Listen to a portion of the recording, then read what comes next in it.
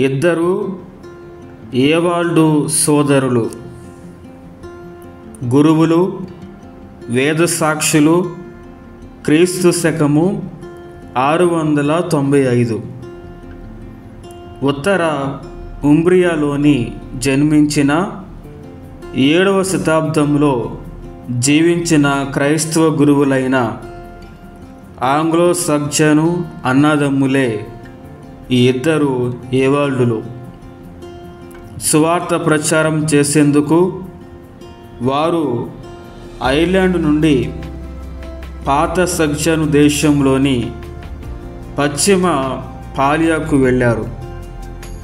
వీరు హాలండ్ దేశంకు వెళ్ళిన తరువాత అక్కడ సత్యవేదం బోధించిన పునీత విల్లీ బ్రాడు గారిని మాతృకగా తీసుకొని తమ స్వార్థ సేవను కొనసాగించారు.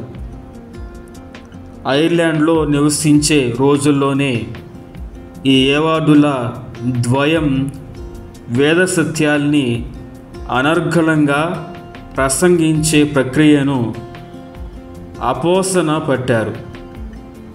ఈ ఇద్దరి పేర్లు కూడా ఏవాల్డు అయి ఉంటానని వారిని గుర్తించేందుకు వారి జుట్టును గమనించేవారు ప్రజలు. ఒకరికి నల్ల జుట్టు ఉండేది కాన వారిని నల్ల ఏనాల్డు అనేవారు.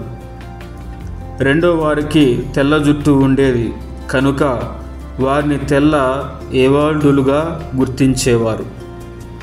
వేదాంత పండితులే కాగా పట్టుదల ఉత్సాహంతో ఉప్పొంగేది. ఒకరిని మించిన వారు ఇంకొకరుగా ఉండేవారు. క్రీస్తు శకము 694లో జర్మనీ దేశానికి ఏవాల్డులు ఇద్దరు కలిసి వెళ్ళారు. అక్కడ ఒక అధికారిని కలిసి ఉండేందుకు, ప్రభు సేవ చేసేందుకు తాత్కాలికంగా చోటు అడిగారు. ఆయన తన ఇంటిలోనే ఒక ప్రక్క గదిని వారికి విడిదిగా ఇచ్చారు. ఆ ఇద్దరు గురువులు కీర్తన గ్రంథాన్ని వెళ్ళవేస్తూ, దైవ సంకీర్తనలు గానం చేస్తూ, అనుదినం దివ్యబలి పూజ అర్పించుకుంటూ కాలం కొనసాగించేవారు. అయితే స్థానికంగా ఉన్న అన్యమత ఛాందస్సులు కొందరు ఏవాల్డు సోదరులను కనిపెట్టుకుని ఉన్నారు. అధికారిలో ఇంటిలో ఉండి ఎప్పుడూ ఆయన మనస్సు మార్చివేసి తమ గ్రామ దేవతలను, దేవుళ్లను కాదనిపిస్తారోనని తెగ కలవరపడిపోయేవారు.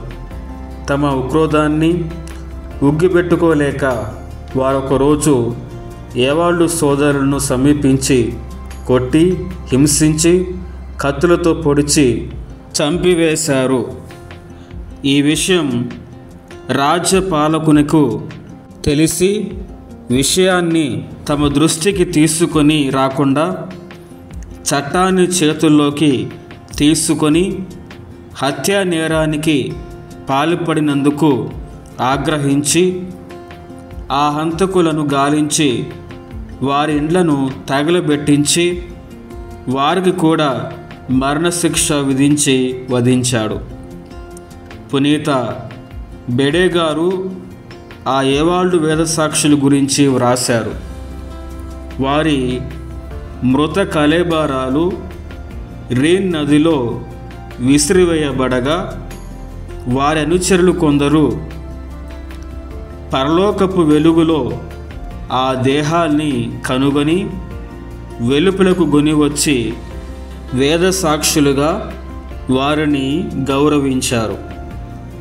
వారి మృత అవశేషాల్ని జర్మనీ పట్టణంలోని పునీత కునిబెక్టు దేవాలయంలో భద్రపరిచినారు.